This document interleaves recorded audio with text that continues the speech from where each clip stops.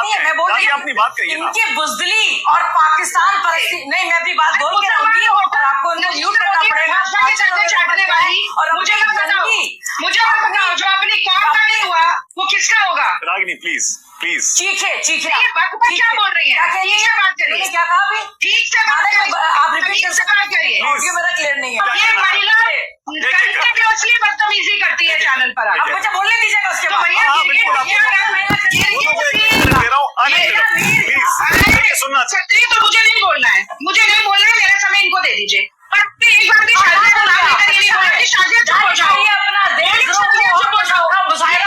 दूर खोल रहा है। ये जो माननीय मोदी जी बोलते समय ये भी नहीं देखते कि आपका कितना मजाक उड़ेगा, कितनी हंसी उड़ाई जाएगी, कुछ भी बोल देते हैं। सवाल उठा रही है कि कांग्रेस और विपक्षी पार्टियों से क्यों सांसद चुन के भेजे गए हैं।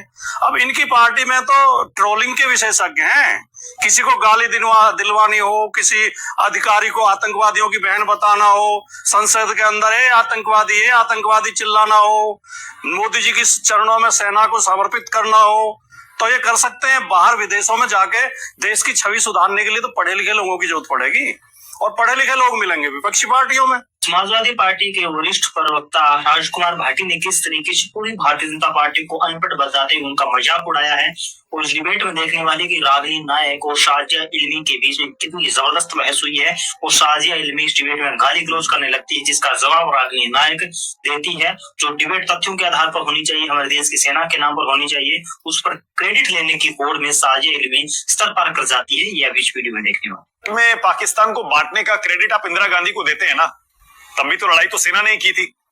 अगर वो क्रेडिट इंदिरा गांधी को देते हैं तो आपको ऑपरेशन सिंदूर का क्रेडिट प्रधानमंत्री ले रहे हैं, इसमें क्या दिक्कत है? मानेगा। अच्छा देखिए, अब ये ना एक मैं चाहती हूँ आप तो सुन ही रहे हैं, ये जो आपके दर्शक है वो भी सुने। मैं अगर कहूंगी 1971 किसी का नाम नहीं लूंगी तो भी लोग कहेंगे इंदिरा गांधी। कुछ चीजें समय का न्याय जो है वो स्थापित करता है। आप जैसे हमारा मजाक उड़ाकर पाकिस्तान निशाने पाकिस्तान की बात की, जब निशाने पाकिस्तान की बात होती है तो लोग कहते हैं मोरारजी देसाई जनसंघ के जनता पार्टी के बनाए प्रधानमंत्री, केवल एक ही ऐसे प्रधानमंत्री है देश के जिनको निशाने पाकिस्तान मिला था। तो ये तो है, अचानक से इंदिरामयी कैसे हो गया पूरा देश, कैसे ऑपरेशन सिंदूर के बाद 1971 की बात करने लगे। नहीं, एक आखिरी लाइन, अगर पीओके के ऊपर सेना को न रोककर कब्जा आज कर लिया होता तो 2025 का नाम लेते ही देश क्या दुनिया कहती नरेंद्र मोदी। डोनाल्ड ट्रंप के दबाव में आ गए, आपकी बारी है, बोलिए। खींच लिए तो जवाब तो देना पड़ेगा। ठीक है शाजिया बोलिए, आपकी बारी है। क्यों राजनीति कर रहे हैं प्रधानमंत्री? रागिनी पूछ रही, बताइए।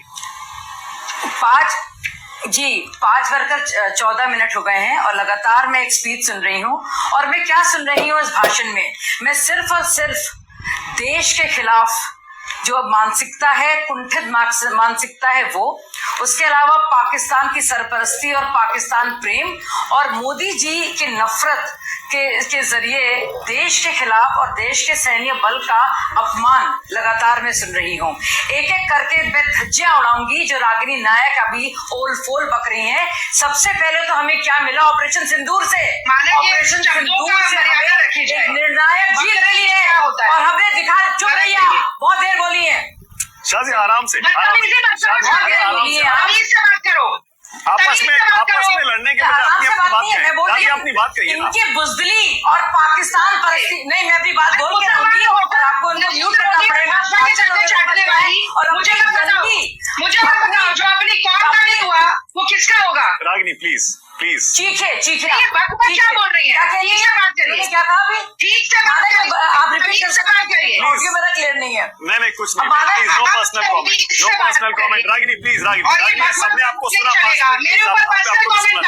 और शाजिया प्लीज आप भी शब्दों पर थोड़ा सा काबू रखें। शाजिया शब्दों पर काबू रखें। चलिए आगे चलिए।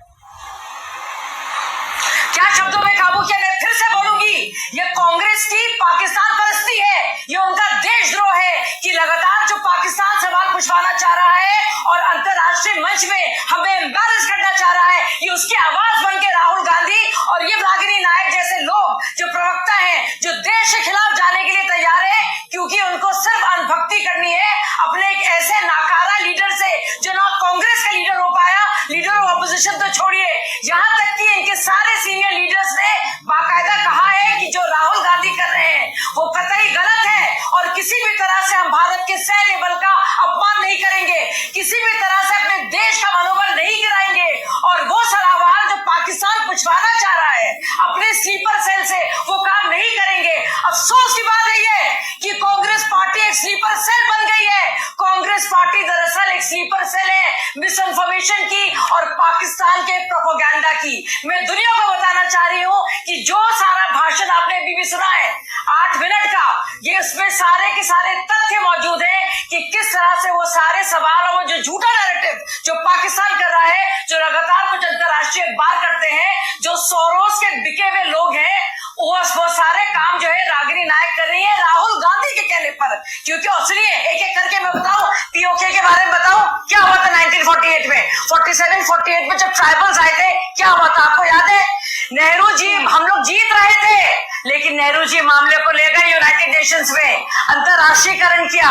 ये वही नेहरू जी हैं, आपको याद है इन्होंने क्या किया?